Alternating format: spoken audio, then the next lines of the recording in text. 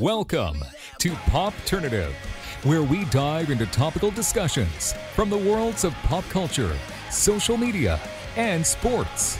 Here is your host, Peter Remoliotis, aka PD Beats. PD Beats here from Popternative, speaking to Scott Porter about season 2 of Ginny Georgia, which is streaming worldwide now on Netflix. Welcome to the show, man. Thank you so much for your time. Oh, thanks for having me in, man. I'm excited to talk about this thing finally. I mean, people wanted season 2 so badly, right? Like, there's that date where it's announced that you're returning, and then, like, it's kind of just like the long waiting game. Is it now officially starting to sink in that it's out and people are able to see it, or not even? Yeah, man, nobody ever let us forget that they were waiting for season 2, but there was such a long drought of information on if the season was coming. I mean, I think people knew that we were filming, but when you're filming, you can't post anything out of fear for spoilers. I felt like shooting season 2 of Ginny Georgia was shooting a Marvel film if we were under such tight wraps, So at the end of the day, we finished filming season 1 in December of 2019. We didn't get back together to film season 2 until almost 2 years later. And, the fan base has been so passionately patient, I should say.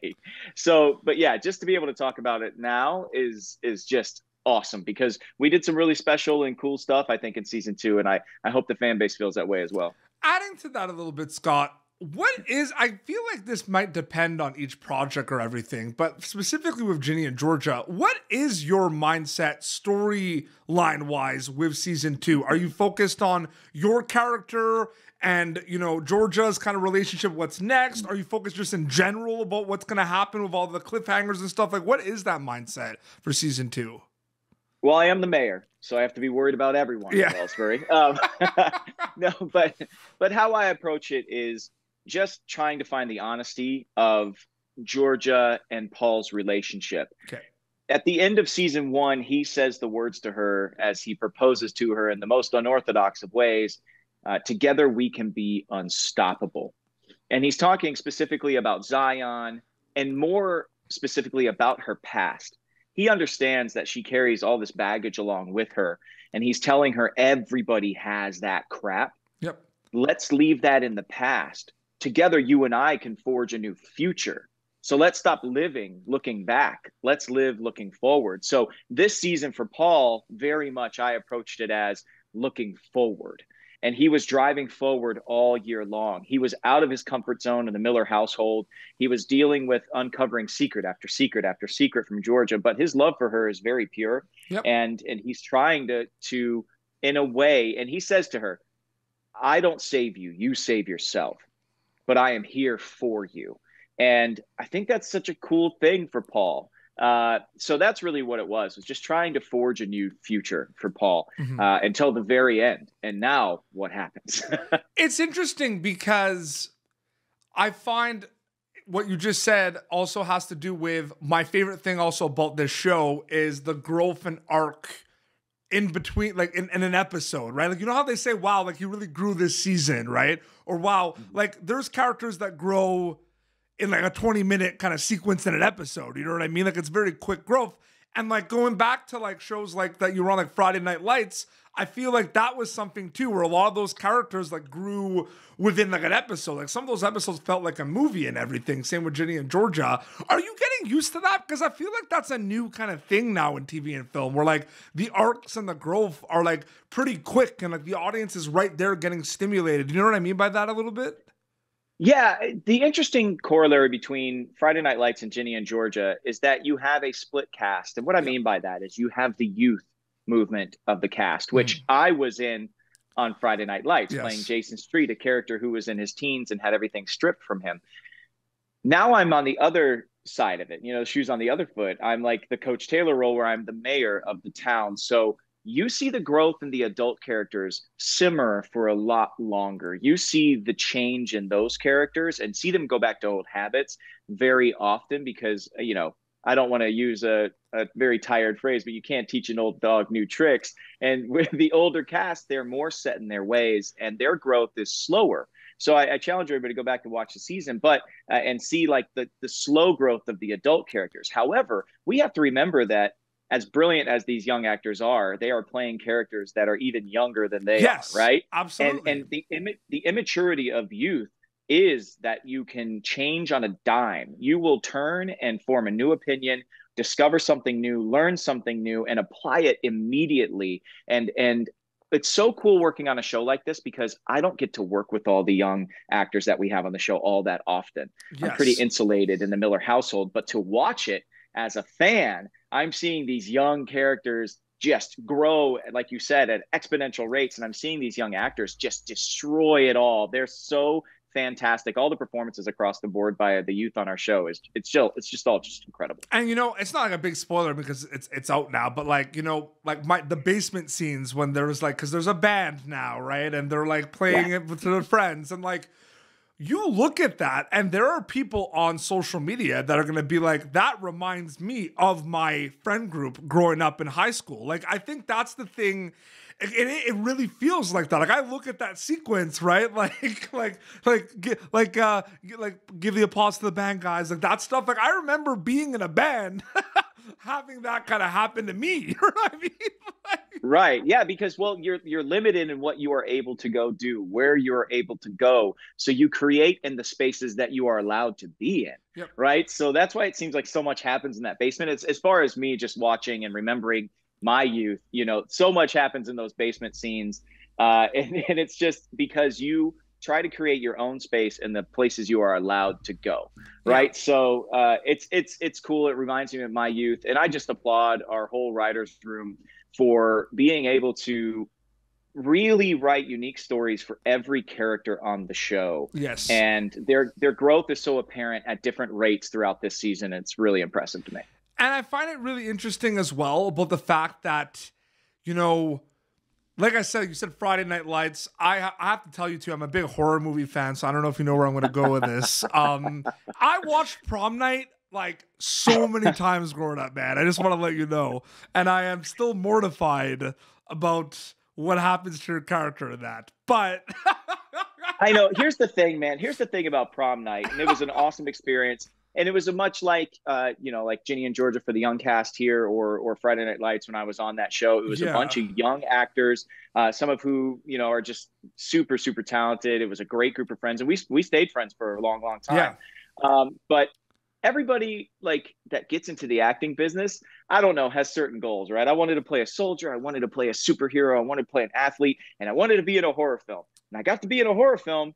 But unfortunately, I got killed off camera in my sleep. I'm like, that's the whole fun of being in the horror film is like being chased and like running away. You have to also remember, right? Like, when did that film come out? Because I'm a 91, right? So like when that came out, I was at the time where like I might or might not have been allowed to watch a lot of scary movies, right? So like, yeah, you might have been like 17, 18. Yeah, I think it was like 2007, 2008. Yeah, so like that. Because the thing is, like, your character in a lot of those horror movies become like people that you're like you're not rooting for, right? You're a jerk, right? He's like the popular kid at school. You're a nice guy. You're there for her. For a long time, listen, man. For a long time, the roles I would get would be a nice guy who has a terrible thing happen to him. And the pilot of Heart of Dixie, I'd get hit by a car. We all know what happens to Jason Street and the pilot of Friday Night Lights. Oh. I did a pilot a long time ago with Natalie Dormer and Tom Ellis called Masterwork, and in that one I get blown up in an art museum. So it's like there was a lot of things where I just played the nice guy who just got crapped on. I mean, I called it like my James Marsden phase. If you remember James Marsden when he was in The Notebook or in Superman, he does nothing wrong, but he doesn't get the girl. It's just again, it's out there. I mean, how season 2 ends in Ginny and Georgia. I mean, right? Yeah, what's interesting about that is a lot of people going into season 2 kept on saying, hey, there's a dark side to Paul, right? Yes. Paul's going to have a dark side. He's going to be this or that. I wonder why people have that thought. Is it just because he's balancing Georgia and she has a haunted past? Is it the mirror thing, maybe with the power?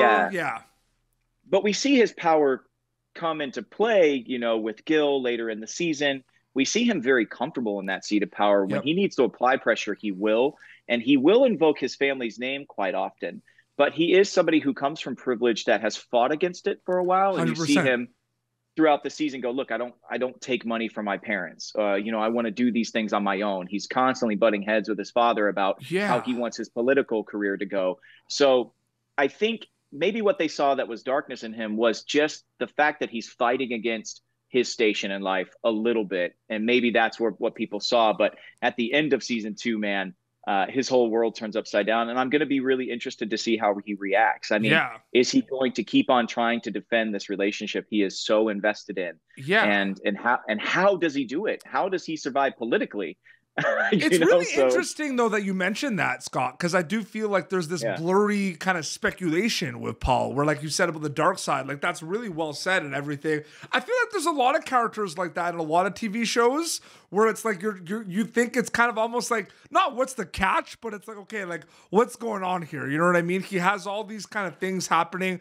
Because I saw that too as well with like him being the mayor and everything, you know, is like the power going to get to him? Like those are a lot of theories online. Is it crazy to read a lot of those theories and people asking you on social media about the theories that you're kind of like, I'm in the same boat as you, like I have no idea? Like I feel like that's a misconception, right? Where people think actors know what's going on. Oh, yeah. Like I said, during the filming of season 2, we were kept in the dark as well. I mean, we weren't getting scripts like crazy ahead of time. We're not so sure where everything is going. I don't seek out the theories, but they get presented to you on a daily basis. People reach out to you and share with you. And I try to just put it all away because I want the character to be delivered as Sara Lampert and Deb Fisher and the rest of our writers' room are intending. I have input on Paul, but this is a collaborative effort all on our side. And I think that's what a lot of people out there sometimes misunderstand, is that the actor is not in full control of their character. We're not in control of the arc, and we're not in control of the things that we're asked to do. What we hope is that we can add a little bit of ourselves into the character arc and maybe just a very collaborative influence, but we don't get to call all the shots. That being said, you know, with Paul, you know, I'd love it if some dark side came up. I don't know if it's because he's a politician. I don't know, you know, what skeletons are in his family's closet. You know, his family's wealthy. You know, his dad has been a politician for a long time. So, you know, is there any exploration of that? But this story isn't about Paul. This story is about Ginny, and it's about Georgia. And it's about them fighting for each other and fighting for that family. And Paul being a part of that family, I was very proud to fight for the Millers as well. Those two actresses are incredible. Those two characters are so deep and so well constructed. And to just be a part of that dynamic this season was so fulfilling. It was really, really cool. Amazing. And before we wrap up quickly, can we give a shout out to the crew of Ginny and Georgia, Scott? Shout out to the crew. Can we give a shout out quickly to the crew? Yes, 100%. They fought through this entire season, just like every other film crew out there. You know, through COVID, we were in Toronto. We went through a huge blizzard, lost a couple of days of production. It was long nights. It was hard fights. And it's quiet moments that under all the stress of creating this thing, they're still capturing these wonderfully brilliant, small moments. And all the stress of the world is on them. And it's just pressing and pressing and pressing. And they just turned out a diamond this year. So our crew is incredible top to bottom. We experienced some tragedy this season. We lost a crew member unexpectedly very early on. And we really did this in honor of him. And, you know, just it was an emotional season.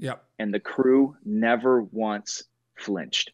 And I love those people. We had so many people return from season 1. We had some new faces, and they integrated so quickly, and everybody just bought in. You know, when you're making a show that's little like this, we're not, the expectations for us are not what they are for, I don't know, Tim Burton and Wednesday, or, you know, these massive shows, you know, Stranger Things. People expect so much from. We are smaller budget. We have our own set of expectations heaped upon us, but we don't have a ton to work with. And so we lean on each other and we fight together. And I think we turned out something that the fans will really love, but we could not do it without everybody from top to bottom. So thank you. Thank you to our crew. So well said, man. Scott, thank you so much for joining me on Pop Turn. It was so great chatting with you, man. Man, it was awesome chatting with you as well, brother. Season 2 of Ginny and Georgia streaming now worldwide on Netflix, so they can check that out. Is there an Instagram that people can keep up to date with, or Twitter or social media for you, like for keeping up to date, or? Yeah, I'm at Scott Porter on Twitter. I'm at Skittish Kid. That's SKITTISHKID on Instagram. And that's the only places I am. Nobody wants me on TikTok. Yeah, no worries. And quick shout out to I mentioned Prom Night Band Slam too. I love that movie too. Shout out to that one as well. Oh yeah, I got to sing in that. I got to do a song written by Jason Robert Brown, who wrote my favorite musical of all time, the last 5 years. This was like a tour. This was like a tour of Scott Porter, right? This whole. Let's go. I love it. Well, this has been Pop Turner. YouTube.com/Pop Turner for previous episodes. You, of course, can catch Scott Porter's Paul in season 2 of Ginny and Georgia, streaming now worldwide on Netflix. Till next time, this is Scott and Petey Beats signing off. Thank you for tuning in to Popternative. Make sure to check out our past episodes of Popternative on YouTube. Be sure to like Popternative on Facebook and follow us on Twitter. This has been an Autograph Communications production.